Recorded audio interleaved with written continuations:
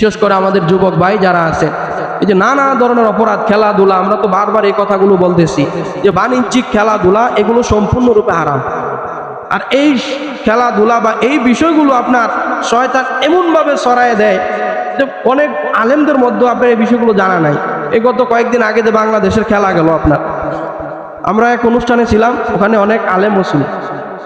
ওই মসজিদের মধ্যে বসেই দেখা যেতেছে আপনার অনেকেই আমাদের এশারের সময় খেলার ফলাফল এই মোবাইলের মধ্যে খেলার আলোচনা চলতেছে। মোবাইলের মধ্যে খেলার যে খেলা হারলে যে আপনার আনন্দ, জিতলে আবার আনন্দ প্রকাশ করা, এগুলো সম্পূর্ণ হার। আমাদের মুসলমানদেরকে বিশেষ করে এই উপমহাদেশের মুসলমান বা মানুষদেরকে বোঝানো হয়েছে ক্রিকেট খেলা সহকারে এই জাতীয় খেলাধুলার মাধ্যমে দেশের উন্নত, দেশ পুরো পৃথিবীর মধ্যে পরিচিতি পাচ্ছে। আসলে কিছুই না। যারা খেলতেছে শুধুমাত্র তাদেরই লাভ হচ্ছে, আর আমরা যারা আমাদের নামাজের সময়, আমাদের পড়াশোনার সময়, আমাদের পরিবারের সাথে কাটানোর সময়টা এই খেলাধুলার পিছনে নষ্ট করতেছি, এক হলো সম্পূর্ণরূপে হারাম, আর এক হলো এটার দ্বারা অন্য আরেকটা অপরাধী সে উপরে উঠতেছে। আমরা যদি খেলাধুলা দেখা বন্ধ করে দেই, এই খেলাধুলা 5-6 বছরের মধ্যে বন্ধ হয়ে যাবে, কারণ সাপোর্ট না থাকলে আপনার এগুলো এমনি বন্ধ হয়ে যাবে। আর আমরা যত এগুলোর প্রতি আগ্রহ দেখাবো তত তাদের আগ্রহ বাড়বে, তারা তত টাকা পয়সা কামাবে। অনেক মানুষ জানি না যে খেলাধুলা, বাণিজ্যিক খেলাধুলা করা সম্পূর্ণরূপে হারাম। সম্পূর্ণরূপে পৃথিবীর কোনো ইমাম, কোনো আলেম, কোনো মুফতি এখানে কথা বলতে পারবে না।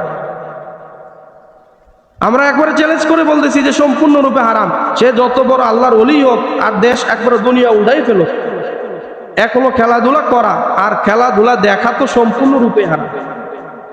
হারাম বিষয় মসজিদের ভিতরে কথা চলতেছে, ওখানে কথা চলতেছে, নামাজ বাদ দিয়ে কথা চলতেছে। এক দেশ হারলে আপনার মনের মধ্যে কষ্ট হচ্ছে, আপনার ইমানের মধ্যে খতরা আছে। আরেক দেশ জিতলে আপনার মনের মধ্যে আনন্দ, আপনার ইমানের মধ্যে খতরা আছে। এই সমস্ত খেলাধুলার সাথে ইসলামের কোনো সম্পর্ক নাই, দেশ উন্নয়নের কোনো সম্পর্ক নাই। এগুলো মাত্র আমাদেরকে মিথ্যা বুলি আর মিথ্যা আওড়ানো ছাড়া আর কিছুই না।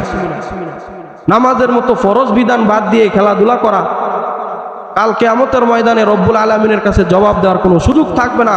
4 প্রকারের সাক্ষী আল্লাহ পাক রব্বুল আলামিন উপস্থিত করবে।